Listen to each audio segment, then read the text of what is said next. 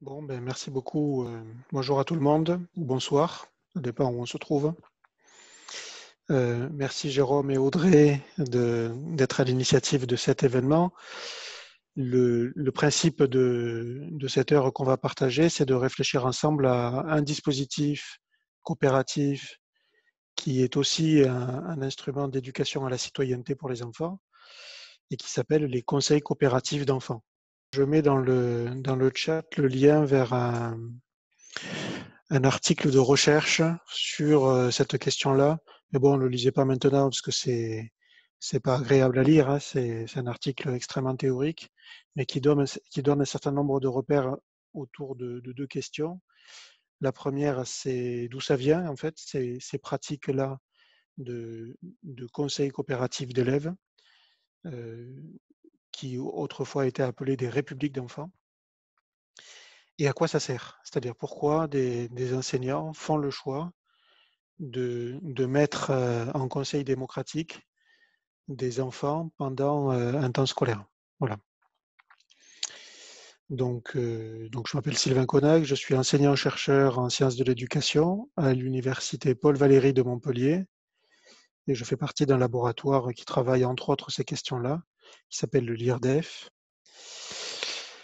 Et donc on va échanger sur ces sujets. N'hésitez pas à prendre la parole, soit en activant votre micro, soit en me sollicitant directement dans la conversation de la visio. Le format que j'ai choisi pour animer nos échanges ce soir est l'étude d'un document que Jérôme vous a envoyé sur vos boîtes mail et qui s'appelle, je reprends le titre exact, Brevet d'expert en conseil coopératif d'enfants. Voilà, brevet d'expert en conseil coopératif d'enfants. Donc je vous invite à l'ouvrir. Je vais partager mon écran aussi de manière à ce que vous puissiez le voir. Donc c'est un quiz avec 10 questions et ben, je peux vous laisser 5 minutes pour vous positionner. Alors je précise que ce n'est pas du tout une évaluation en ligne. Il n'y aura pas de correction individuelle. Euh, c'est juste un support pour déclencher les échanges, mais c'est aussi un support dont vous pourrez vous emparer pour parler autour de vous par la suite de, de ce dispositif que sont les conseils coopératifs d'enfants.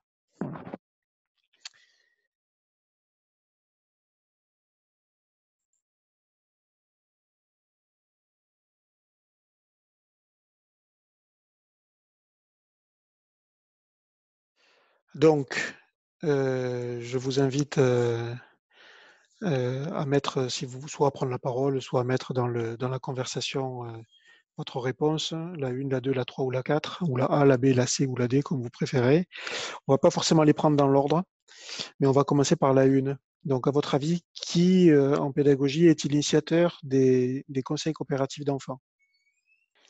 Alors, il y a plein de réponses. Ce qui m'intéresse et ce qui me fait dire que c'est une bonne question, c'est qu'il y a plein de réponses différentes. Malheureusement, il n'y a qu'une seule réponse correcte.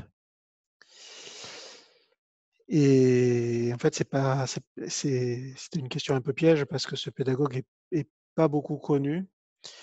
C'est Janusz Korczak, qui est un pédagogue polonais, qui n'était pas du tout enseignant, qui était médecin. Il fait partie de cette troupe des pédagogues médecins.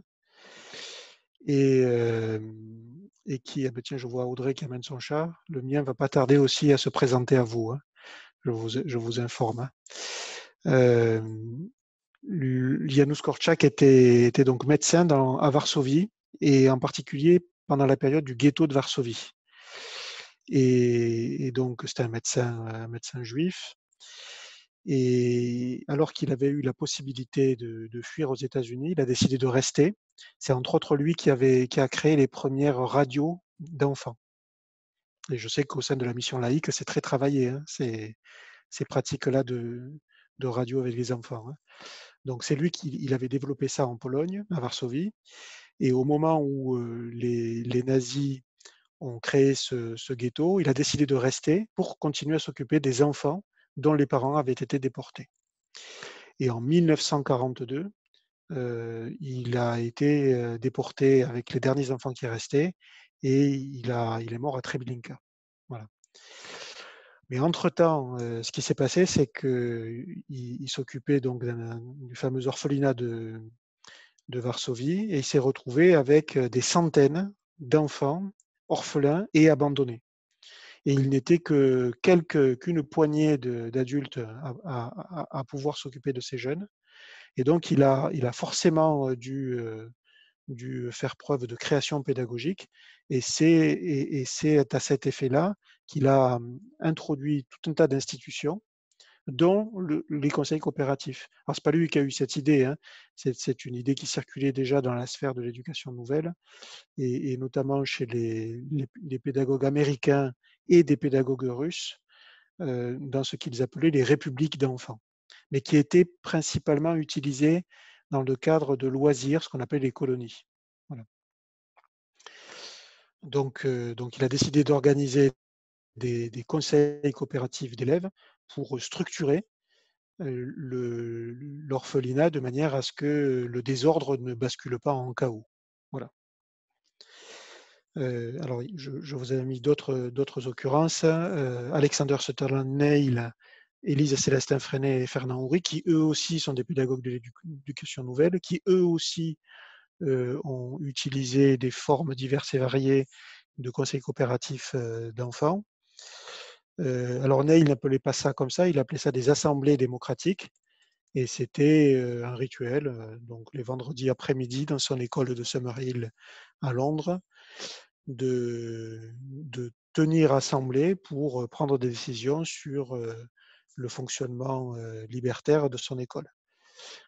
Célestin Freinet est celui qui a introduit les conseils coopératifs en France, après avoir fait un voyage en 1925 en Russie, où il a pu prendre connaissance de ces formes-là, mais une fois de plus, dans des contextes plutôt de colonies. Et Fernand Houry, lui, l'a repris, l'a théorisé, a beaucoup écrit là-dessus. C'est pour ça que beaucoup d'entre vous, vous avez répondu Fernand Houry. Voilà. Alors, je vous oriente maintenant vers la question numéro 8, c'est-à-dire, de votre point de vue, que fait l'adulte pendant un conseil d'enfant?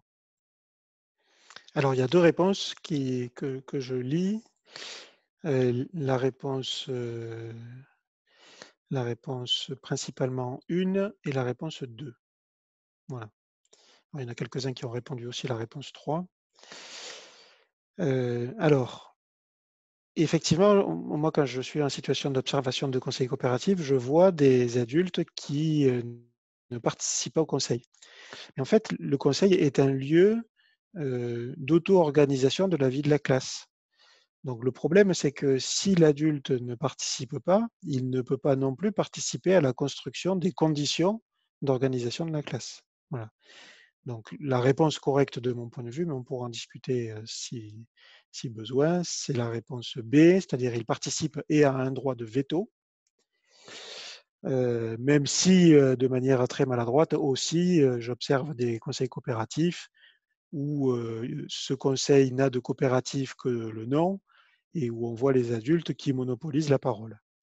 Alors, entre monopoliser la parole et se taire, il y a un juste milieu, et ce juste milieu, il se trouve dans le fait de s'autoriser à prendre la parole lorsqu'on a quelque chose à dire en conseil. Voilà. Alors, euh, peut-être préciser un élément qui peut avoir son importance, c'est que le degré d'intervention d'un adulte pendant un conseil d'enfant dépend aussi de l'âge des enfants. C'est-à-dire qu'il y a toujours de la participation des adultes. Parce que notre avis, de par notre expérience, et puis le fait que l'on participe à la vie de la classe, vaut que au moins notre voix soit aussi considérée que comme la voix de n'importe quel enfant de la classe. Bon. Mais c'est aussi normal qu'avec des enfants plus jeunes, le degré d'intervention soit plus important qu'avec des enfants plus âgés. Parce que des enfants plus jeunes vont avoir beaucoup plus de difficultés face justement à l'exercice démocratique que propose le conseil. Alors, j'ai mis tout en bas de ce document un petit lien à côté du logo vidéo, mais je remets le lien dans le chat parce que vous allez pouvoir accéder via ce lien à des vidéos et en particulier sur ce lien, c'est la 4e vidéo qui est proposée dans la liste où on peut voir des conseils authentiques dans 2 classes d'une même école à Villeurbanne, à côté de Lyon, une classe en CP, en cycle 2, et une classe en CM1, CM2, en cycle 3. Voilà. Et ce sont donc des vrais élèves avec des vrais conseils, mais on ne voit pas, voilà, pour des raisons de dynamique de la vidéo, on ne voit pas l'entièreté du conseil, hein. Mais on voit les phases un peu typiques de ces conseils-là. Et pourquoi je vous donne ce lien, c'est parce que on observe clairement des différences de degré d'intervention selon que des enfants aient 6 ans comme en CP ou qu'ils aient 10 ans comme en CM1, CM2. Voilà. Et c'est normal que la maîtresse, vous verrez, hein, de la classe de CP ait une place plus forte que la maîtresse de CM2 dans la 2e classe. Voilà.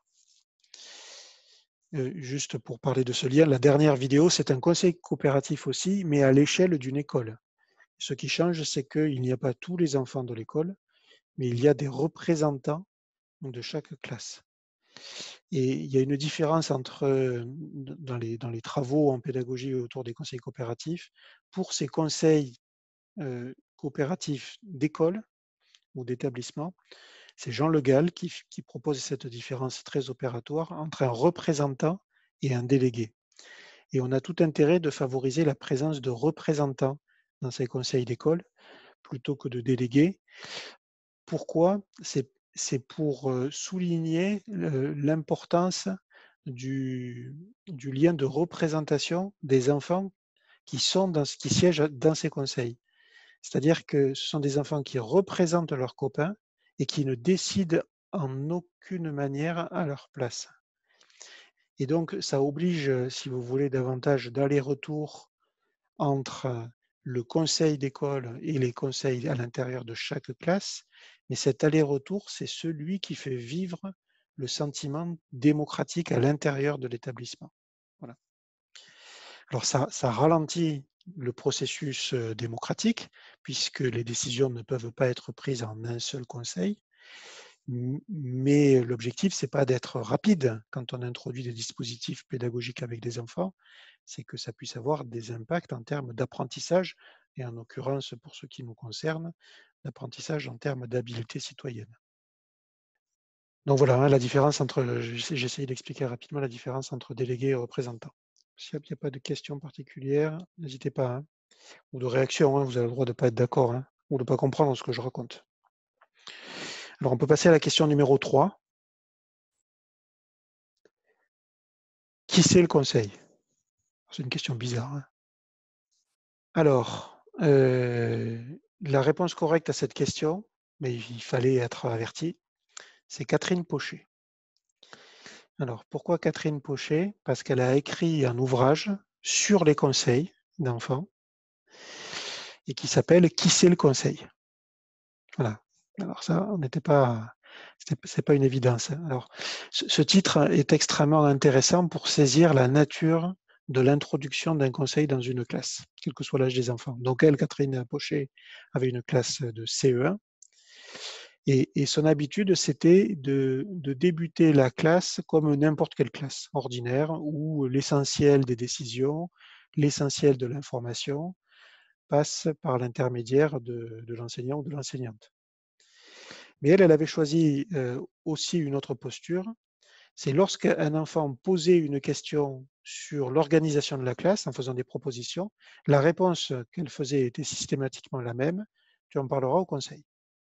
Parle-en au conseil. Parle-en au conseil. Et ça pendant 2 semaines. Parce que le premier conseil qu'elle organisait dans sa classe, c'était à partir de mi-septembre. Et au bout d'un moment, il y a une petite fille qui est venue la voir, et c'est ce qu'elle raconte dans l'introduction de ce livre. Et elle lui dit, Catherine, tu n'arrêtes pas de nous dire qu'il faut qu'on en parle au conseil. Mais moi, je ne sais pas qui c'est le conseil. Voilà. Et c'est intéressant, en fait, ce processus d'introduction du conseil dans une classe. C'est-à-dire, c'est une institution qui est importante parce qu'elle va permettre d'instituer d'autres dispositifs dans la classe et d'autres organisations.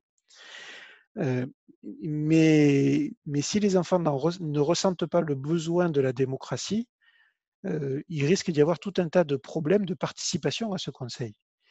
Ça, c'est le premier point. Et le deuxième point, c'est que si nous, en tant qu'adultes, on n'arrive pas à développer ce réflexe professionnel qui est de s'efforcer de ne pas répondre aux questions que les enfants viennent nous poser, si on n'arrive pas à développer cette posture-là, il ne faut pas s'étonner que les enfants n'aient rien à dire au conseil.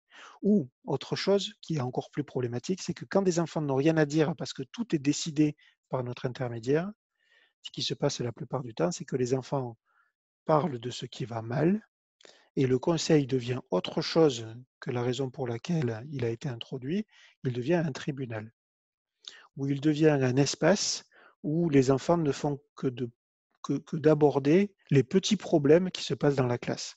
Et alors que nous, en tant qu'adultes, on a voulu l'introduire auprès des élèves pour essayer d'améliorer les conditions de la vie de la classe, ça devient un lieu où on ne fait que de parler des problèmes.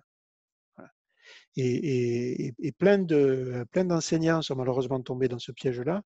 Et une des postures que nous enseigne Catherine Pochet à travers l'expression et le titre de ce livre, c'est justement de concevoir le conseil comme étant la seule structure en capacité de pouvoir répondre par une organisation démocratique à un certain nombre de questions dans la classe. Donc Julie explique une question d'enfant. Et cette année en Égypte, en CP, j'ai une élève qui me l'a posée. Voilà, donc vous êtes, Julie, la nouvelle Catherine Pochet des conseils coopératifs. On passe à une autre question. Alors, on peut prendre la question numéro 2.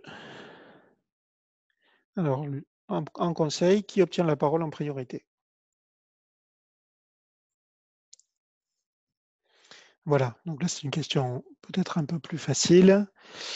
Alors, les habitudes de pratique de conseil coopératif sont qu'il y ait des règles qui déterminent le caractère démocratique de cette instance, et une de ces règles explique que obtiennent la parole en priorité les élèves qui ont le moins parlé.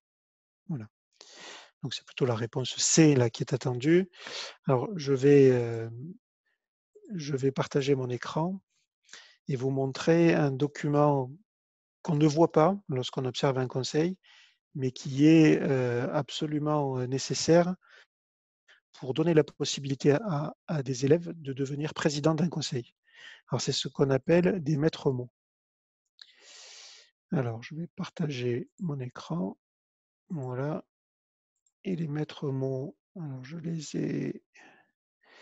ai un exemple ici. Alors c'est pas la seule, ce ne sont pas les seules listes de maîtres mots qui existent, hein. C'est un exemple de maître mot. Alors qu'est-ce que c'est qu'un maître mot? C'est une phrase rituelle qui est utilisée par l'enfant qui occupe la fonction de président de séance. Et cette phrase-là, elle est utilisée quel que soit l'enfant qui occupe cette fonction. Voilà. Donc, ces phrases rituelles, ces maîtres mots visent aussi à structurer l'ordre du jour, c'est-à-dire les conseils se passent toujours de la même manière, avec toujours les mêmes phrases rituelles utilisées par les enfants présidents. Donc là, vous avez cet exemple-là qui décompose un conseil coopératif en plusieurs étapes, une introduction, un bilan de semaine. Alors, ce qu'on appelle une prise de température de semaine, c'est un bilan météo, hein. Soleil, avec les doigts en haut, nuage, un point, et puis la main vers le bas. Les décisions du dernier conseil, on verra pourquoi tout à l'heure. On aborde les problèmes dans la classe, les propositions. Si on utilise cet outil que sont les ceintures de comportement ou les brevets, c'est à ce moment-là que c'est évoqué. Ensuite, tout ce qui est félicitations et remerciements. Voilà. Et puis, fin du conseil. Et donc, vous voyez à chaque fois des exemples de phrases rituelles qui sont utilisées par les enfants qui occupent la fonction de président ou de secrétaire, hein. Voilà. Donc c'est la raison pour laquelle, alors les règles habituelles, mais elles ne sont pas inscrites dans le marbre, hein, mais les règles habituelles d'un conseil coopératif, ce sont celles qui sont notées tout en haut, c'est-à-dire le conseil est ouvert, on ne se moque pas, on écoute celui qui parle, on demande la parole et la priorité sera donnée à ceux qui ont le moins parlé. Les gêneurs 3 fois ne pourront ni parler ni voter. Alors, ce n'est pas définitif sur le restant de l'année scolaire, hein, c'est uniquement pour ce conseil. Voilà. Donc, on va passer à la question numéro 6. Que fait un enfant qui est secrétaire d'un conseil? Voilà. Alors, la réponse correcte, c'est la réponse C, effectivement. Dès que les enfants savent écrire, alors il y a des enfants, dès le CP, ils ont ces capacités-là, hein. Il y en a d'autres, ça arrive beaucoup plus tard, hein. Mais dès qu'il y a des enfants qui sont en mesure de pouvoir écrire, c'est eux qui sont secrétaires. Sinon, en maternelle, ça ne peut être que l'adulte, hein, qui est secrétaire. Et donc, celui ou celle qui occupe cette fonction doit faire 2 choses. La première, c'est uniquement de noter les décisions qui sont prises dans un conseil. Et au début du conseil, comme on l'a vu tout à l'heure dans la fiche des maîtres mots, de relire les décisions du précédent conseil pour voir si effectivement elles ont résolu les problèmes. Voilà. Mais on ne peut pas demander dignement à des enfants, et même ça n'a quasiment aucun intérêt de noter tout ce qui se dit dans un conseil d'élèves. Si on note les décisions qui sont prises, c'est uniquement pour en conserver la mémoire. Voilà. Ce qui est intéressant avec certains enfants, parce qu'ils se rendent compte que l'écrit a cette fonction de conservation de l'information. Alors que si on ne faisait que se le dire, il pourrait y avoir des modifications de l'information par des déformations. On peut passer à la question numéro 4. Donc, pour prendre une décision, que fait-on s'il n'y a pas consensus? Donc, les réponses que je lis dans la conversation, elles sont de deux natures. Soit on vote, soit on reporte au prochain conseil. Alors, ce qui se cache derrière, c'est justement ces modalités de prise de décision dans des petites structures démocratiques, dans ce qu'on appelle les structures de démocratie participative.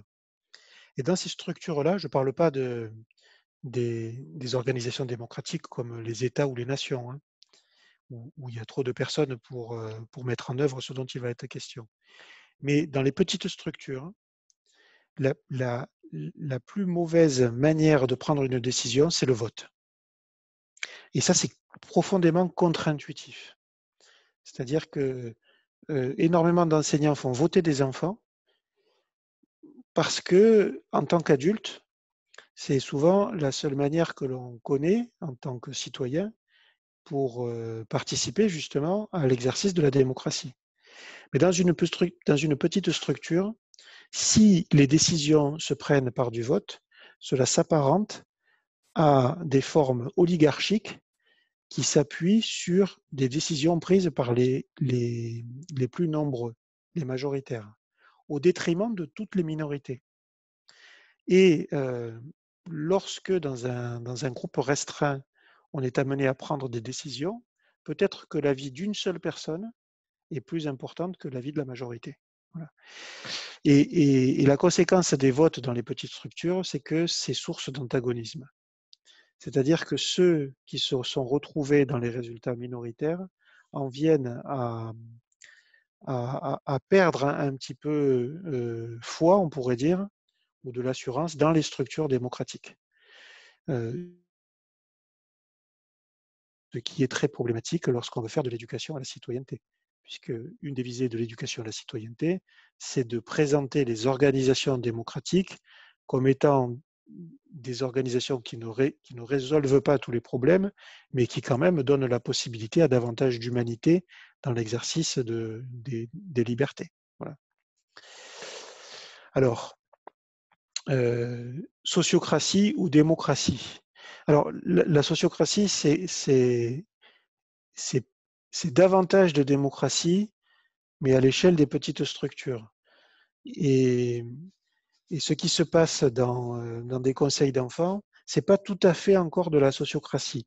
La sociocratie, ça s'applique plutôt dans des équipes d'adultes lorsqu'on essaye de développer, par exemple, ce qu'on appelle des directions collégiales. Et là, on est dans des logiques sociocratiques, et même plus fort que la sociocratie, il y a ce qu'on appelle l'holacratie. Je vous l'écris là parce que c'est un mot un peu compliqué. L'holacratie. Vous regarderez, c'est des choses qui se développent beaucoup dans les modalités de management alternatif, ça dans les entreprises. Mais la sociocratie, c'est ce qui s'organise dans la conduite de réunions. Le conseil est à la fois une réunion que l'on conduit pour prendre des décisions, mais c'est aussi, parce que c'est à l'école, une structure d'éducation à la démocratie, une structure d'éducation à la citoyenneté. Et de ce fait-là, l'utilisation du vote est très problématique.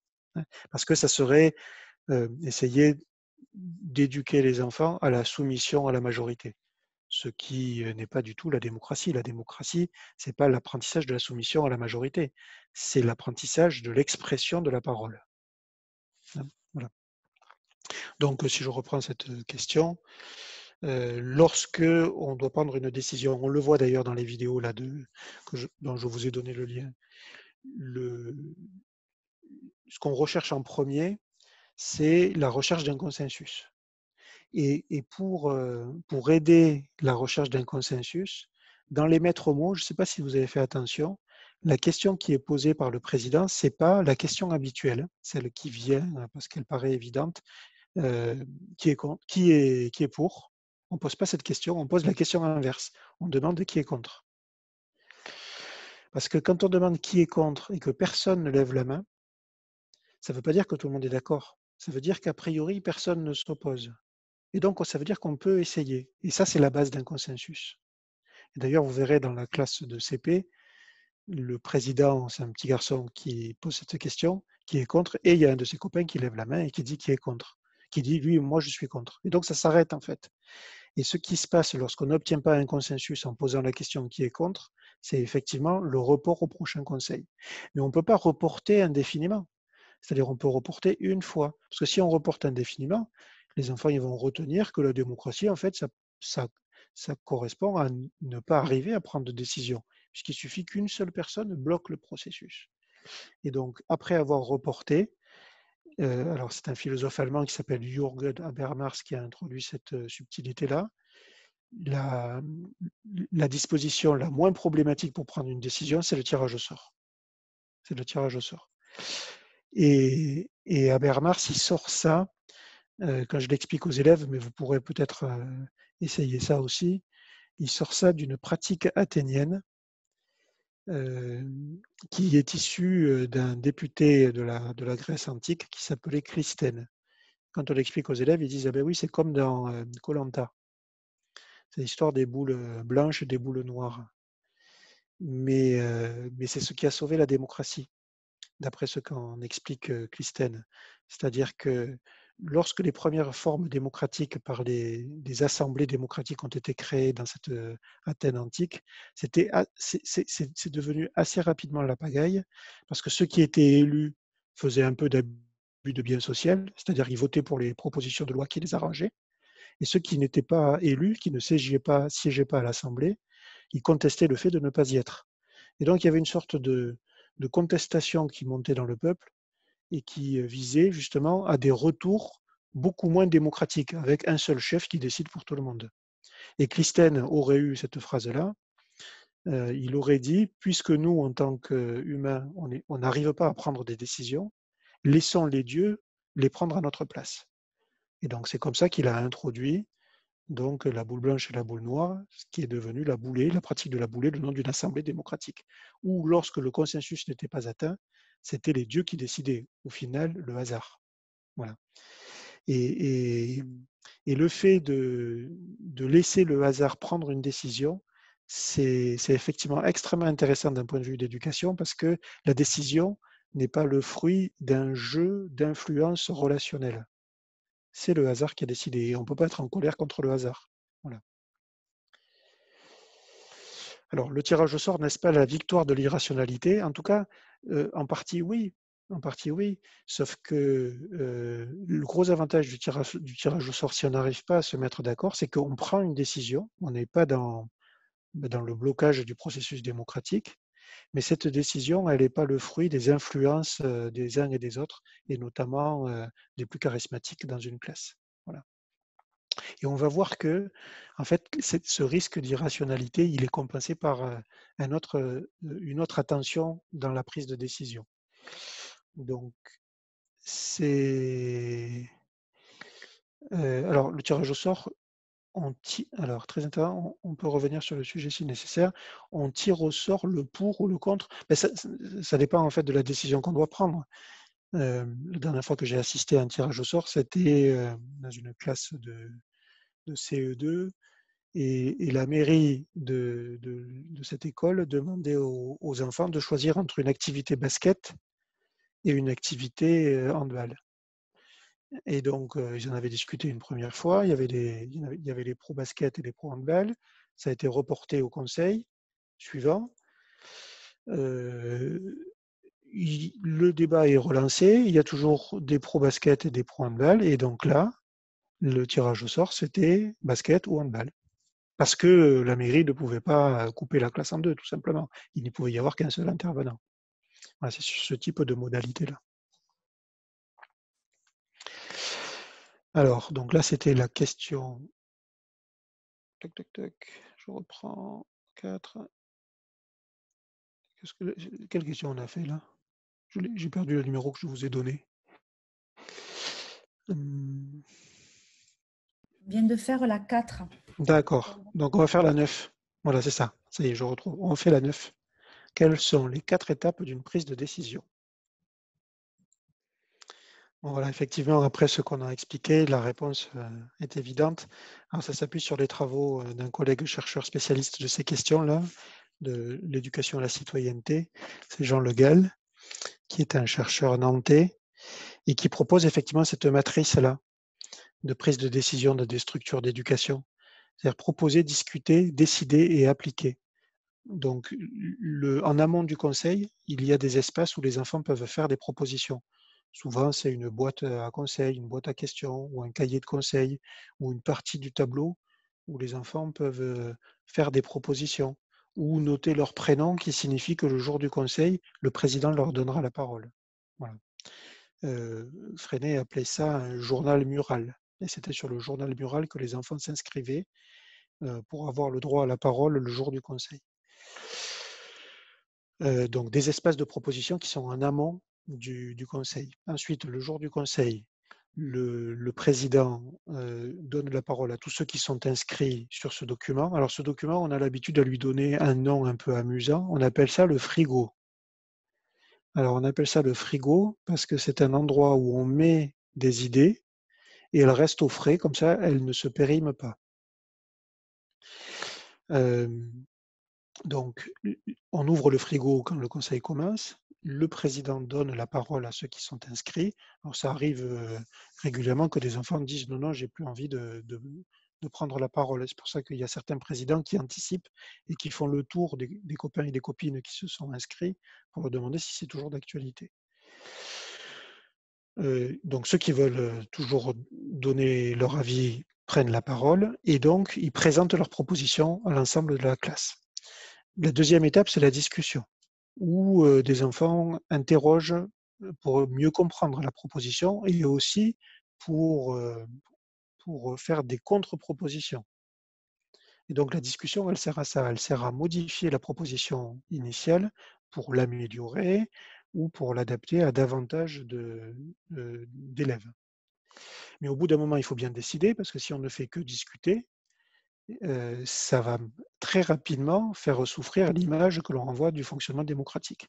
Donc la décision, on l'a pris tout à l'heure, si quand on pose la question qui est contre, personne ne lève la main, l'aboutissement de la discussion devient la décision, elle est notée sur le cahier de conseil par le ou la secrétaire. S'il n'y a pas de consensus, on reporte au prochain, et la fois d'après, on fait un tirage au sort si on n'y arrive toujours pas. Voilà. Alors c'est intéressant de reporter parce que des fois des enfants sont contre parce que, non pas pour l'idée, mais parce que c'est un copain qu'ils n'aiment pas qui a émis l'idée.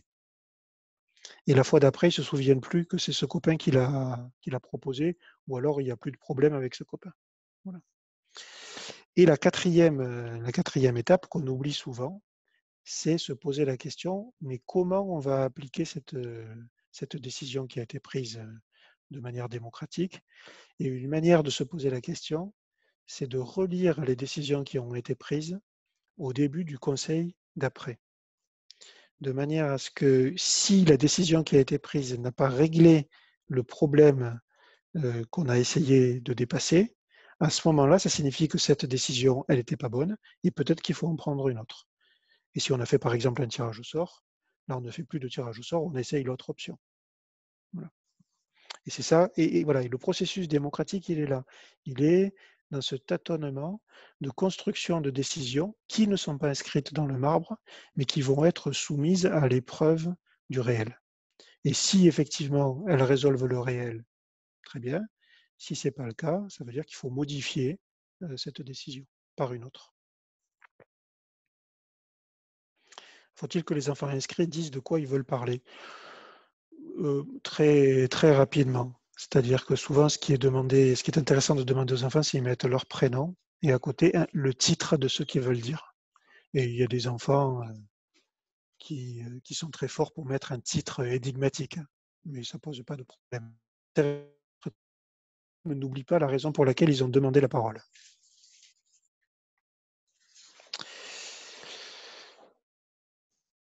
Alors, on va passer à une question suivante. La question numéro 5. Que peut décider un conseil? Alors, ce qui se cache derrière cette question, c'est que c'est pas parce qu'on a une instance démocratique dans une classe que les enfants décident de tout. Voilà. En fait, ils décident de pas grand-chose, mais ce sont des choses qui sont importantes. Alors, la réponse correcte parmi les 4 qui étaient proposées, c'est la réponse B, les règles de vie. Alors, pourquoi les élèves ne décident pas des lois? Je ne parle pas des lois du pays, hein, je parle des lois de l'école ou des lois de la classe. Parce que ce qui fonde une loi en pédagogie, c'est son caractère non directement modifiable. C'est-à-dire que c'est pas une classe, c'est même pas des enfants qui peuvent modifier des lois. Pourquoi? Parce que ce qui compose une loi, c'est ce qui va déterminer le sentiment de sécurité. Et la matrice de loi qu'on a l'habitude d'utiliser dans les écoles, c'est cette loi-là qui est très simple à retenir. À l'école et dans les classes, chacun a le droit d'être tranquille dans son corps, on ne se tape pas, dans son cœur, on ne se moque pas, et dans ses affaires, on ne prend pas les affaires d'un autre sans son autorisation. Voilà. Donc les lois, c'est ce qui garantit le sentiment de sécurité dans la classe et qui détermine les conditions qui sont nécessaires justement pour pouvoir discuter ensemble. Les règles de vie, c'est autre chose. C'est ce qui ne correspond pas aux lois, mais qui est relatif aux modalités d'organisation de la vie de la classe. Et ça, effectivement, ça fait l'objet des décisions dans un conseil. Alors, on ne parle pas que des règles de vie dans un conseil, on verra, hein, mais on n'aborde pas deux points importants. On n'aborde pas tout ce qui concerne les enseignants. Alors là, j'ai mis par exemple les tours de service des enseignants, ça ne concerne pas les enfants. On n'aborde pas non plus ce que les enseignants doivent enseigner. Ce n'est pas de leur compétence, on pourrait dire. On n'aborde pas aussi l'autre point important, ce qui est propre à un enfant. Voilà. On n'aborde pas les questions d'évaluation, on n'aborde pas les questions de difficultés scolaires, on n'aborde pas non plus les questions de sanctions qui concernent un seul enfant. Voilà. On y reviendra sur cette idée-là tout à l'heure, mais ça c'est important, hein. Ce qui fait qu'au final, de quoi on parle dans un conseil et sur quoi on décide, de 2 points en particulier. Le premier, c'est donc les règles de vie de la classe, c'est-à-dire tout ce qui concerne les règles mais qui n'est pas dans le champ des lois. Et le deuxième point, c'est tout ce qui concerne les projets, soit les projets individuels, soit les projets collectifs, soit les projets d'équipe. Voilà. Par exemple, quand on autorise des enfants à faire des exposés, ce qui est très intéressant, c'est le conseil est le lieu qui valide les sujets des exposés. Et c'est aussi le lieu qui peut être utilisé pour collecter des questions qui intéressent les membres de la classe et auxquelles les responsables, les auteurs de l'exposé vont essayer d'apporter des réponses le jour de la présentation de l'exposé. Voilà. Mais un exposé est une forme de projet, hein. Oui, la formulation des lois de classe, là, chacun a le droit d'être tranquille dans son corps, son cœur et ses affaires. C'est issu d'un groupe d'enseignants qui s'appelle le groupe des Marlènes et qui a été copiloté par Jacques Pin et Bruno Robe, qui sont deux chercheurs spécialistes de la pédagogie institutionnelle. Sur cette question, numéro 5, là, rien de plus. Je sais que dans certaines écoles, il y a des enseignants qui ont peur un peu de libérer la parole des enfants parce qu'ils ont peur qu'en leur donnant la possibilité de décider, ils vont décider de tout. Non, pas du tout, hein. Euh, Déjà, quand on est dans un conseil pour sa classe, on ne décide pas de tout parce qu'on n'aborde pas tout. On n'aborde que ce qui concerne les règles de vie et les projets, ou les organisations propres à la classe. On ne parle pas de ce qui se passe dans les autres classes, on ne parle pas de ce qui se joue à l'échelle d'une école. Voilà. Et même quand il y a un conseil d'école, comme on a vu tout à l'heure avec les représentants qui siègent à ce conseil d'école n'ont pas autorité sur le conseil des maîtres. Voilà. Il y a un certain nombre de prérogatives qui n'ont pas à être abordées en conseil d'élèves d'école et qui ne sont réservées qu'aux adultes. Ensuite, question numéro 7. À quel moment les enfants peuvent-ils se critiquer en conseil? Alors, j'ai vu une question là, le conseil peut-il traiter d'un élève qui a enfreint les règles de vie? La réponse est non, parce que c'est une préoccupation individuelle. On peut parler d'une règle de vie qui pose problème, mais pas de pointer du doigt un élève en particulier. Voilà. Et c'est pour ça que j'ai mis cette question 7 dans ce document. C'est-à-dire, on a tout intérêt, en fait, que ce soit pour aborder une problématique individuelle ou pour critiquer un enfant, de chasser tout ça des conseils. Parce que si on les autorise, le fait de parler d'un seul enfant pour un problème, hein, ou le fait d'autoriser des enfants à se critiquer devant tout le monde, très rapidement, ce qui se passe, c'est un phénomène très étrange, mais très soudain, c'est que le conseil n'est plus un conseil, ça devient un tribunal d'enfants. Parce que les vindictes se tournent sur toujours les mêmes enfants qui deviennent des boucs émissaires, mais sauf que ce sont des boucs émissaires particuliers, puisque c'est des boucs émissaires qui le sont devenus par l'intermédiaire d'une instance qui a été introduite par les adultes. Voilà. Donc, je sais que dans les ouvrages de pédagogie, il est noté que des enfants peuvent se critiquer, mais on s'est aperçu dans des recherches qu'on a menées à partir de 2008 que c'était très problématique et surtout, c'est ce que vous verrez dans les vidéos de l'école Léon Jouot, qu'un conseil où on chasse les critiques, où on ne parle pas des problématiques individuelles, c'est un conseil qui véritablement permet de travailler ce qui concerne les règles de vie et les projets. Voilà. Ça devient véritablement un conseil important, avec des phénomènes de dépolarisation, avec un phénomène de dépolarisation, c'est-à-dire que des enfants qui ont besoin de se sentir exister en prenant la parole, quitte à critiquer les autres, en viennent toujours à avoir ce besoin-là, mais à le faire pour être force de proposition dans une classe. Voilà. Alors, je lis ce qui a marqué.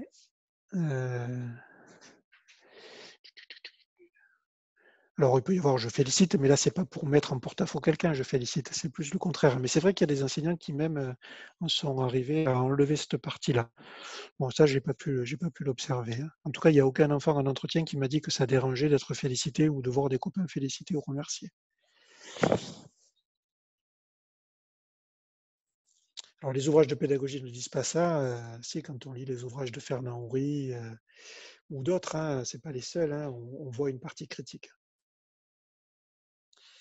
Ou des enfants disent, voilà, moi je te critique parce que tu m'as poussé dans les escaliers ou parce que tu t'es moqué de moi, hein. Voilà. Donc voilà, donc ma proposition, c'est d'enlever ces critiques des conseils, de les aborder en amont par des messages clairs, une formation des élèves à un traitement ou message clair, comme ce qui est dit à ce moment-là, ou de les traiter, si les messages clairs ne suffisent pas, avec nous en tant qu'adultes. Voilà. Si on valide le passage des ceintures, on parle d'individus. Et oui, effectivement. C'est pour ça que les ceintures, c'est un moment un peu sensible. Et c'est pour ça aussi que la demande de changement de ceinture se fait à l'initiative des enfants. C'est-à-dire, c'est les enfants qui disent, voilà, moi je pense que voilà, je suis prêt là et je demande pour ces raisons, et c'est argumenté, je demande à changer de couleur de ceinture de comportement responsable. Voilà. on n'aborde pas un problème. C'est un enfant qui prend l'initiative parce qu'il pense qu'il a fait des efforts et qui soumet ces efforts-là à l'approbation du groupe. Alors, ça ne va pas toujours dans le sens de la validation, mais la validation d'une ceinture ne se fait pas par le conseil. C'est le maître qui décide si c'est bon ou si c'est pas bon. Et ça évite justement ces phénomènes de dévalorisation et de dégradation des enfants.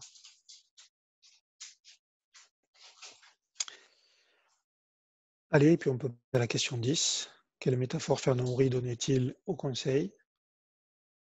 Je vois que l'heure avance.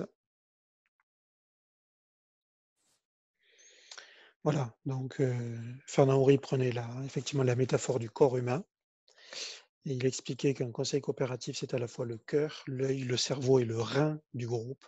Le cœur parce que c'est le lieu où il y a une dynamique de vie qui se crée. L'œil parce que quand il y a des échanges dans un conseil, tous les regards des enfants sont des témoins de la vie de la classe pendant le conseil. Le cerveau, parce que c'est là où on réfléchit aux conditions les meilleures de pouvoir construire l'organisation de la classe. Et le rein, parce que c'est l'espace d'épuration des problèmes qui empêchent des bonnes organisations. C'est un peu ce qu'il explique. Alors la ruche, c'est une image qui était donnée par Célestin Freinet au fonctionnement d'une classe coopérative. Mais voilà, c'est pas la ruche, c'est pas spécialement attribué à l'organisation d'un conseil, c'est plus l'organisation d'une classe avec de la coopération qui devient une ruche. Le conseil serait, enfin, dans une ruche, enfin, à ma connaissance, je ne suis pas entomologue, mais il n'y a pas de, les abeilles ne se réunissent pas en conseil pour prendre des décisions. Voilà. N'est-ce pas, Jérôme ou Audrey? Je vous donne Je la pense pas. parole. Je ne suis pas entomologue non plus, mais je pense pas, non. C'est clair. Tu es de retour. Oui.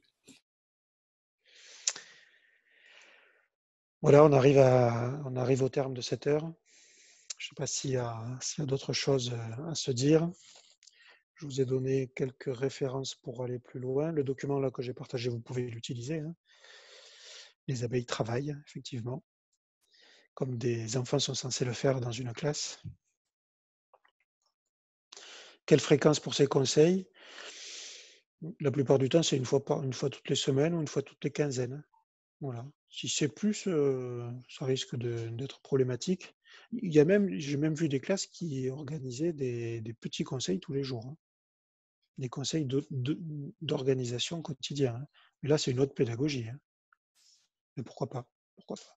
Si vous regardez du côté d'une pédagogie qui s'appelle la pédagogie du troisième type, ça fonctionne avec un conseil quotidien.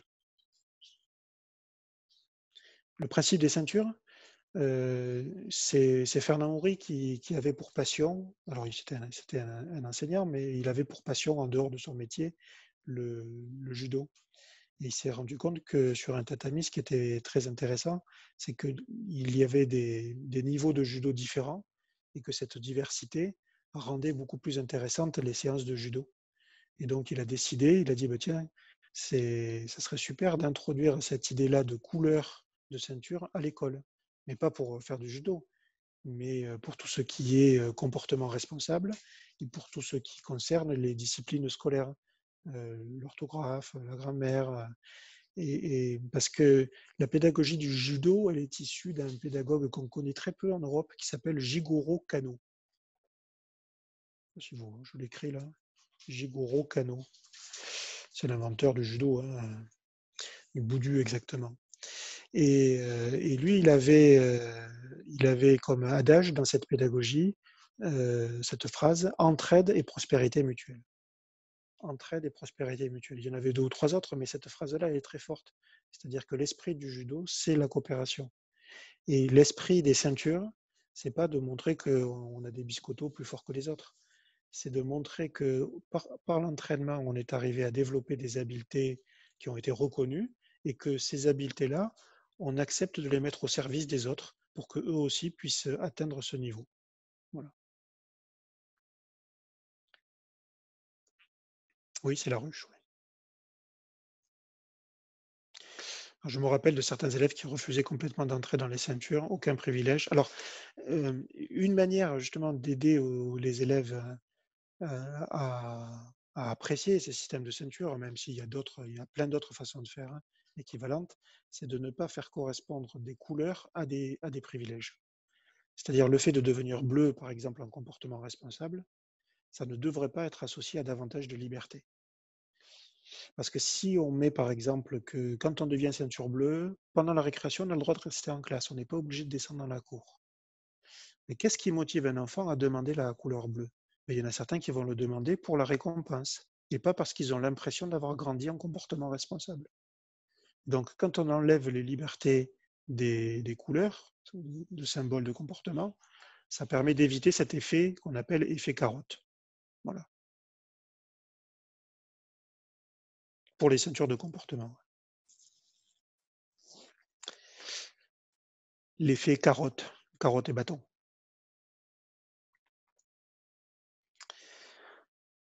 Mais bon, on ne parle pas des ceintures aujourd'hui.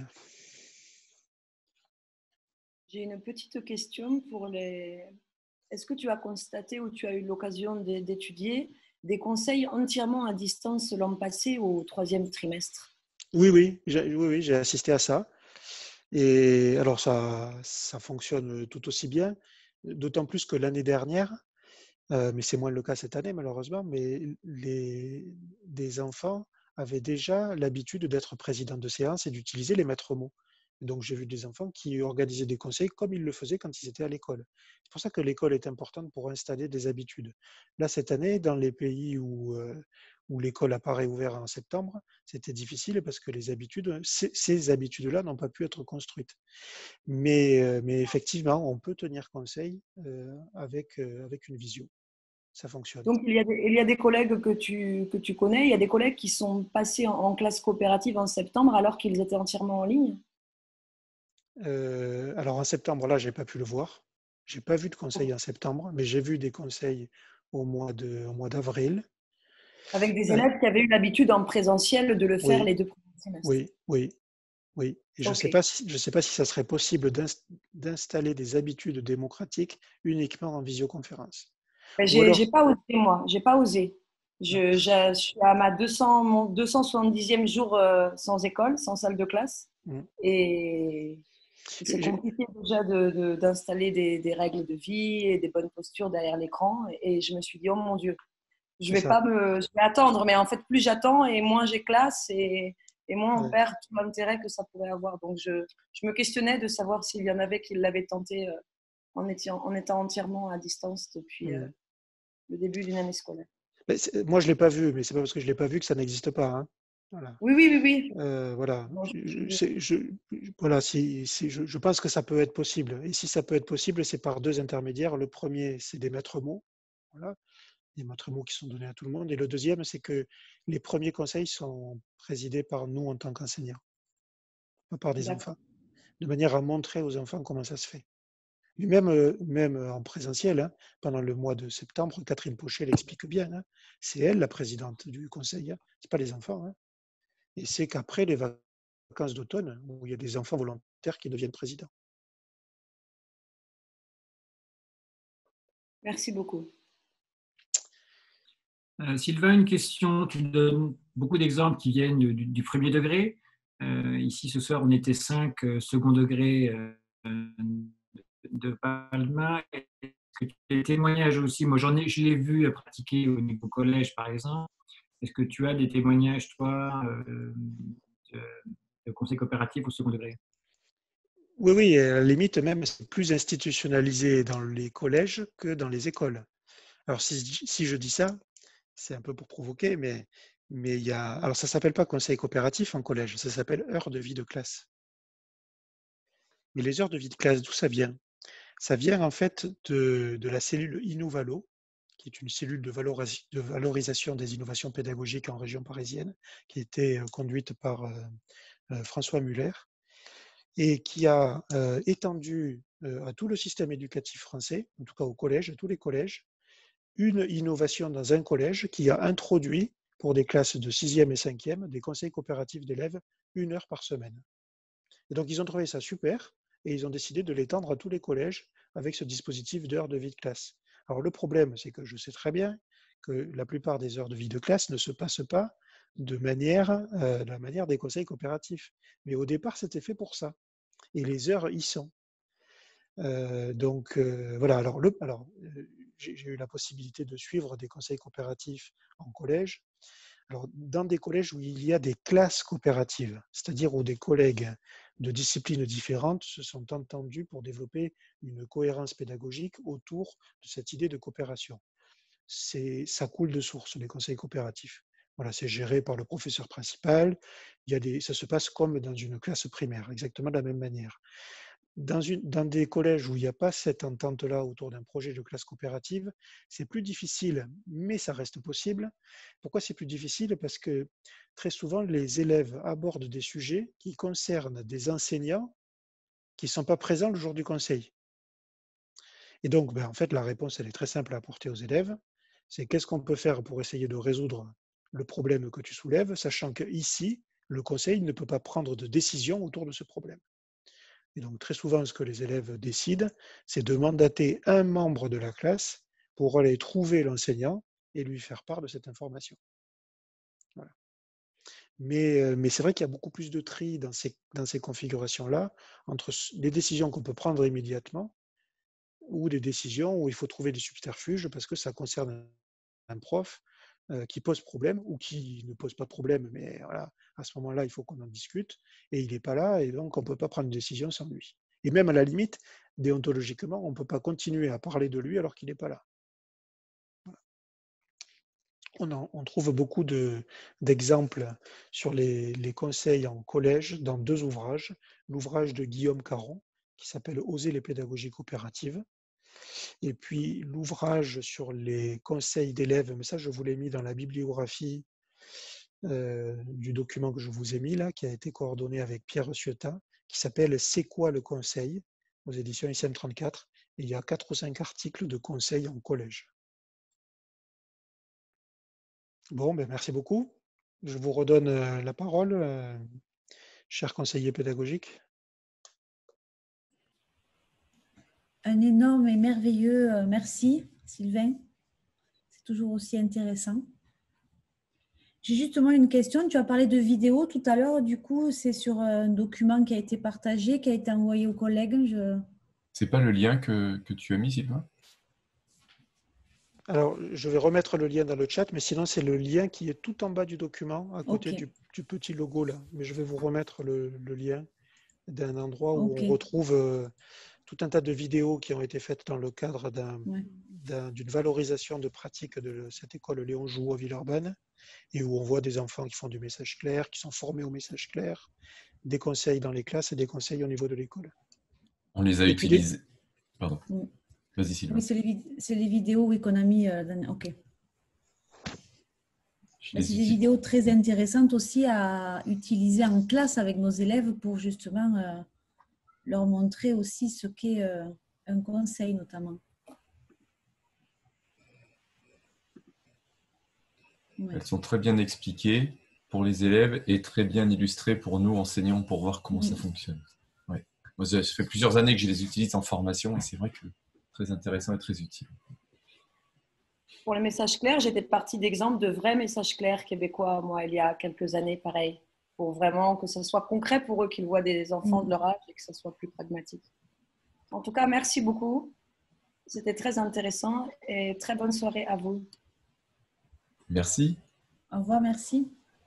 Merci à toutes et tous.